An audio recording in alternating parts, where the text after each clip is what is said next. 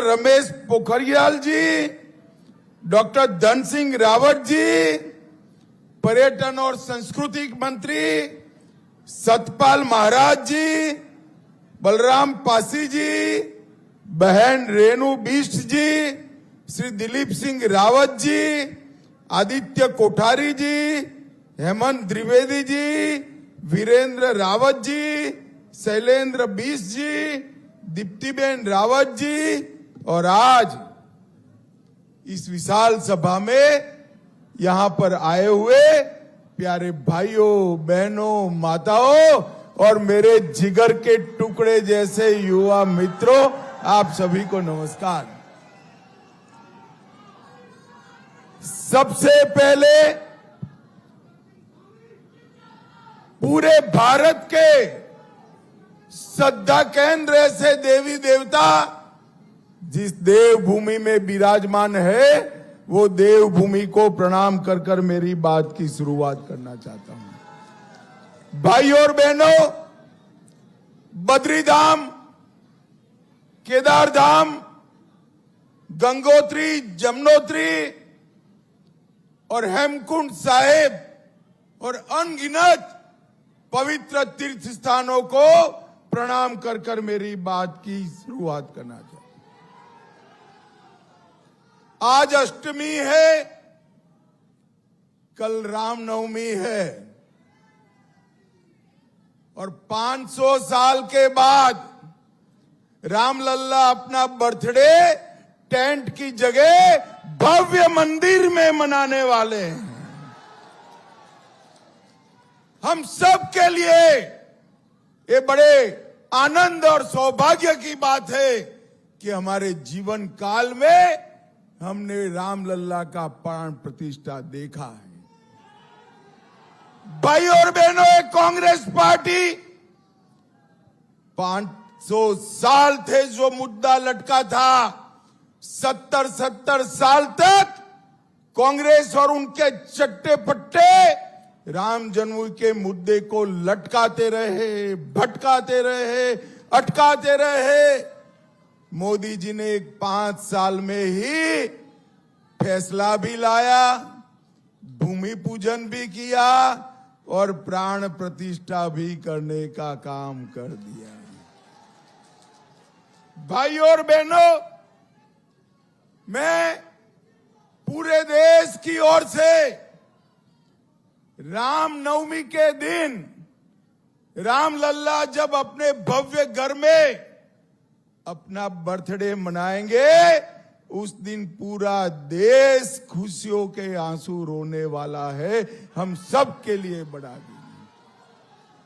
भाई और बहनों, जब मैं यहां आया हूं तब हमारे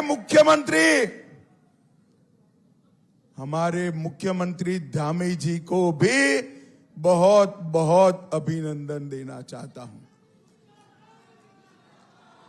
भारतीय जनसंघ की स्थापना हुई तब से हमारे नेता हमारे चुनाव घोषणा पत्र में एक मांग रखे थे।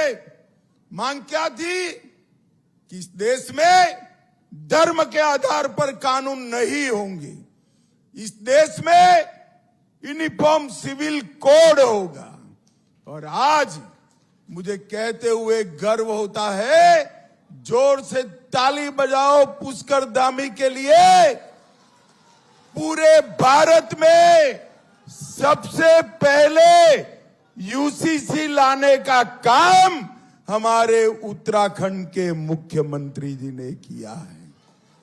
भाई और बहनों, और मोदी जी ने इसी तर्ज पर पूरे देश में यूसीसी लाने के लिए हमारे संकल्प पत्र में बात करी। भाई और बहनों, मैं यहां आया हूं। अरे सुनो यार, अब सुन लिया, तुझे देख भी लिया, अब सुनो जरा।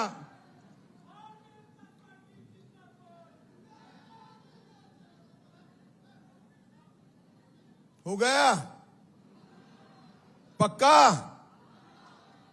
भाई और बहनों, ये उत्तराखंड की पहाड़ियां, कहने को तो आबादी कम है, मगर हमारी सेना को छानकर देखो तो हर 14 व्यक्ति मेरे उत्तराखंड से मां भारती की रक्षा के लिए जाता है। सेना के जवान और रिटायर्ड सेना के जवानों के परिवारों से ये उत्तराखंड भरा पड़ा है।